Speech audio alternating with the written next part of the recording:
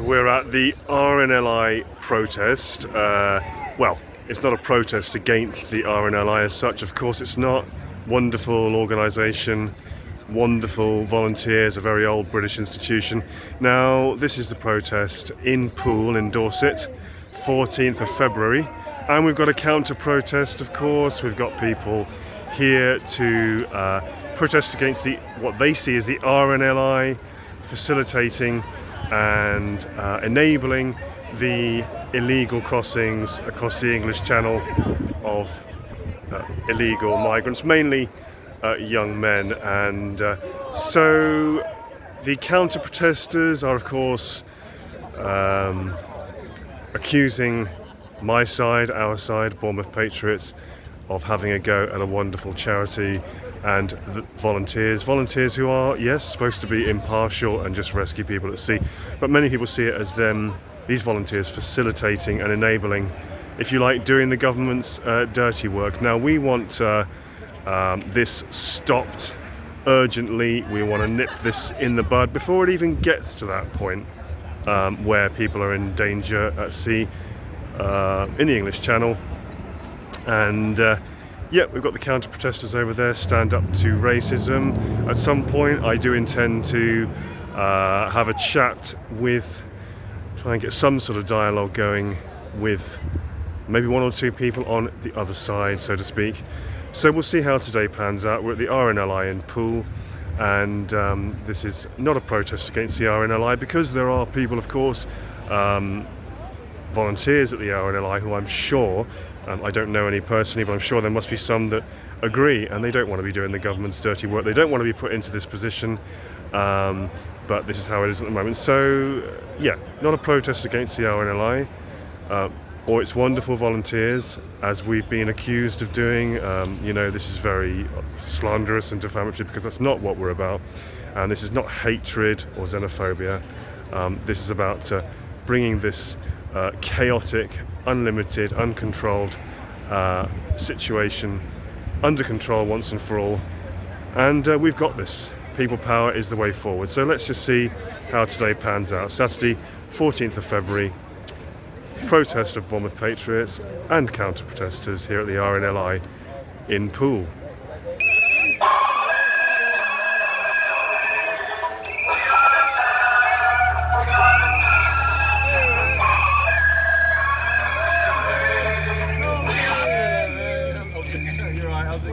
Hi guys. Someone said something about it being a ranch. Oh yeah. What do you think about that?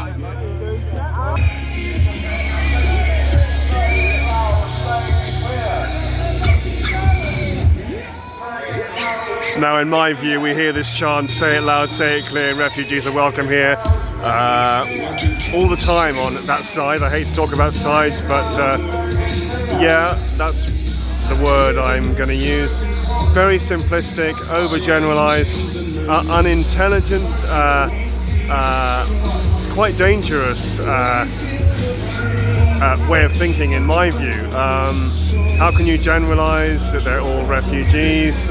And even if they were all refugees, even if they were genuine people, for the most part, coming across the English Channel, what's the quota? What's the limit? Where do you draw the line? Now, I find that a lot of, I'm going to label them left-leaning or left-wing people, have got no concept, no answer of or about quotas or limits when you ask them. So, what is the limit? What is the quota? Where do we draw the line as a small country, and how can we generalise that they're all refugees? Surely many of them, or a lot of them, or even most of them, are opportunists. That's just human nature. That's not a racist comment. Opportunists and economic migrants, which I understand, which most of us can understand, but where you draw the line, and why are we generalising so much? This is a very layered and nuanced issue, in my view, but many people don't see the layers and nuances to it. It's not a black and white situation.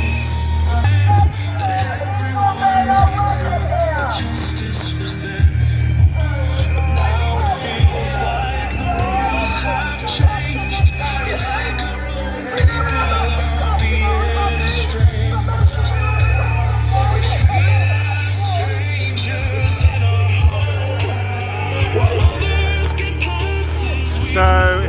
go again, the two sides not talking to each other, just shouting at each other, insulting each other, this tribalism.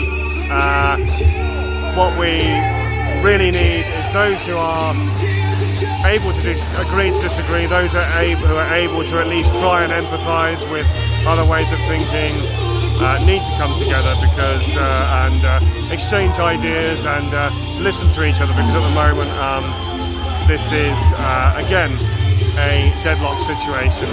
Now, I'm not saying that's everybody on the left, I'm going to use that term again, on the left, but certainly a lot of people, unfortunately, I'm always an optimist, but unfortunately a lot of the time there is no dialogue or empathy possible. People just don't want to understand each other's positions. How sad, how difficult that is to understand, but there are some people who are willing to agree to disagree and still love each other, like each other, be friends, even if they're not seeing things the same way. So that's what we need to encourage as much as possible, but I'm not naive. I know that there's not always a lot of that about at the moment.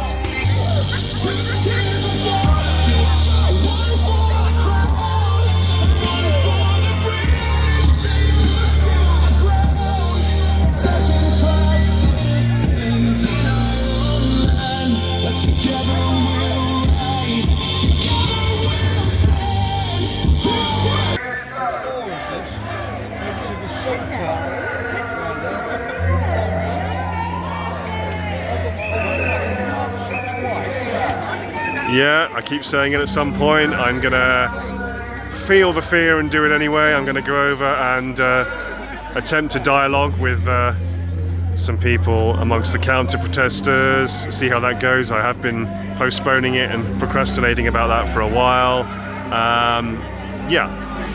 Because this is not necessarily about agreeing, it's about listening to each other.